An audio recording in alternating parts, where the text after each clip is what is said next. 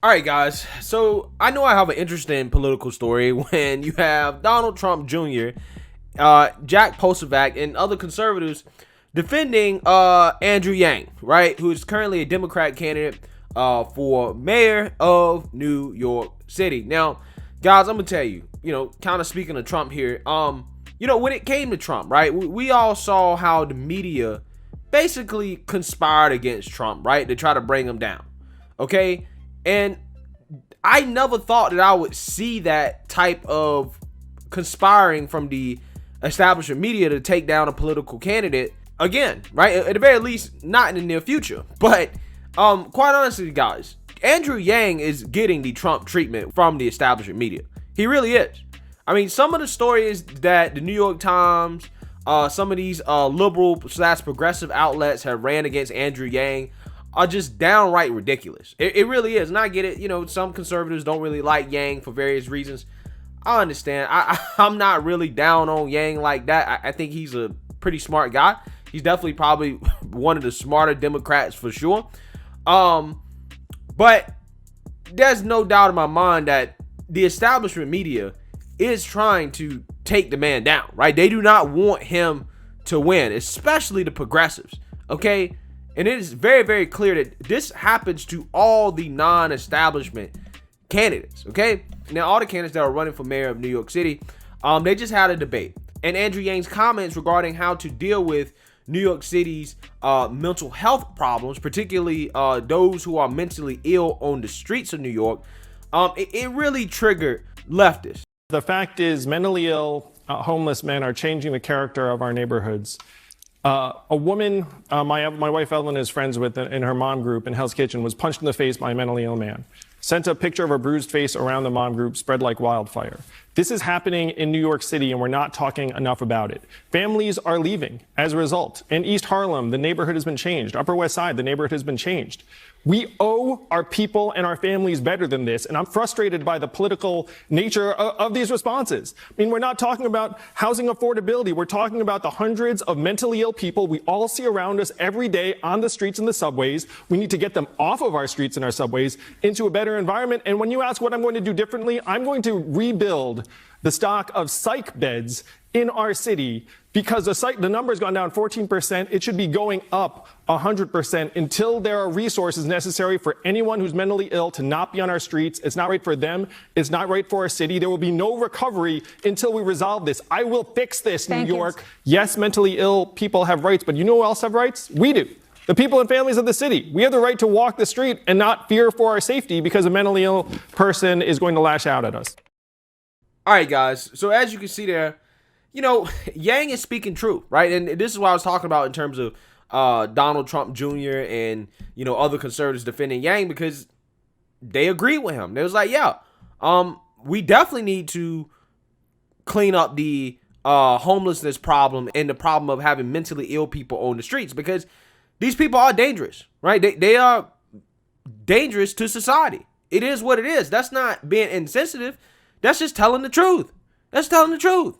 And at the end of the day, if you really care about these people, then you would get them help, right? You would get them admitted to a facility where, they would be off the streets and they would get the mental health that they deserve, right? And it's funny because there's been backlash from these comments because, it's seen as insensitive. And I have some real questions about this because, these liberals and progressives are the ones that's all about mental health. But when it comes to somebody that's advocating, right, to get the mentally ill some help, right, some mental health, all of a sudden, he's insensitive, he's anti-black. That's what some of these people are saying. So let's read a little bit more here about the reaction to this. Andrew Yang faced criticism over his debate stage comments about people with mental illnesses on Thursday as the New York City mayor candidate sharpened their focus on public safety during the race's final days. Mr. Yang said during Wednesday's Democrat primary debate, the final matchup before next week's election, that he wanted people with mental health problems off of the streets, comments that several of his rivals blasted as insensitive. Quote, yes, mentally ill people have rights, but you know who else have rights? We do. The people and the families of the city, said Mr. Yang, a former presidential candidate. We have the right to walk the street and to not fear for our safety because of a mentally ill person is going to lash out at us. Eric Adams, the Brooklyn borough president, said he was really disturbed by the remarks and that Mr. Yang was trying to demonize people with mental health problems. Maya Wiley, a former counsel to Mayor Bill de Blasio, said that Mr. Yang lacked empathy and suggested he was fear-mongering for votes. Quote, I thought it was deeply disturbing, deeply lacking in compassion, she said.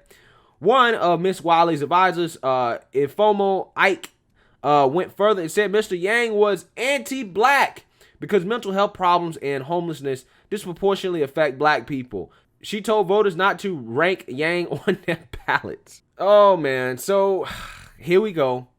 Pulling a race card. Pulling the race card to say the man is anti-black just because he talks about dealing with the mentally ill being on the streets, getting them off the streets and getting them help. Oh, helping black people now is anti-black, right? And listen, I don't even like the way she framed this because I don't like the fact that she's trying to stereotype black people as being mentally ill. I don't like that at all. And this, and again, this is why I don't like the whole victim thing, bro. Every time you look, it's always something. Black people can't vote. Okay, they can't use a computer. We're mentally ill, right? Like, how much of this can they throw on us? I don't understand. I don't. The candidates have focused on public safety in the final weeks of the campaign, an issue that New Yorkers cite as the top concern. As the racist dynamics continue to shift, Ms. Wiley has tried to consolidate support among left-leaning voters. Catherine Garcia has shown signs of momentum, and Mr. Adams, who leads in the polls, has faced questions over his real estate holdings. Mr. Yang was trying to highlight voters' fear over safety at the debate, but he moved quickly to clarify his comments shortly after it concluded. Quote, full context here was mental illness is behind half of anti-Asian hate crimes, he said on Twitter. We need to get them compassionate, comprehensive care and not let them languish on our streets. At a news conference in the Bronx on Thursday to highlight his cash relief plan for poor New Yorkers, Mr. Yang refused to say whether he regretted his comments. Quote, everyone agrees that people who are struggling with mental illness should be in better, more caring environments where they get what they need, he said. All right, man. So, yeah. These woke liberals, man, I don't get it. I really don't. You know, it's almost like common sense solutions are just not on the table if it offends somebody. Okay, and guys, you know, I've been in New York City quite a few times, and I've seen people literally shitting on the streets, right? Like literally in phone booths, okay, in front of my face, right? I've seen this in Midtown, right? In the middle of Manhattan.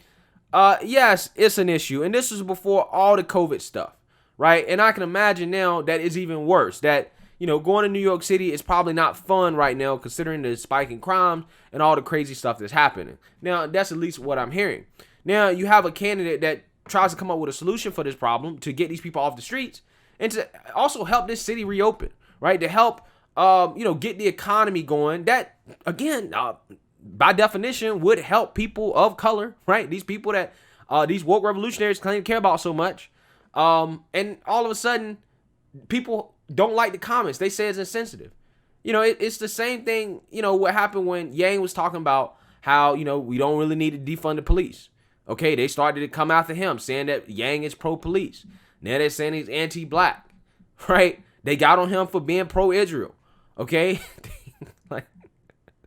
like, man, it's crazy because, you know, conservatives don't really like Yang, and the left doesn't really like Yang either. So it's just crazy to see what's happening to him.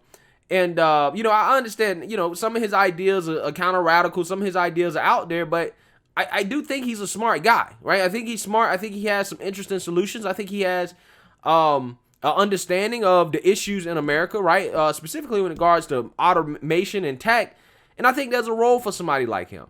But it's just crazy to see him get the treatment that he's getting, not only from those on the left, but also the media on top of that. And it's clear that they don't want the man to win. He was leading for a long time until, the media just kept hammering away at him.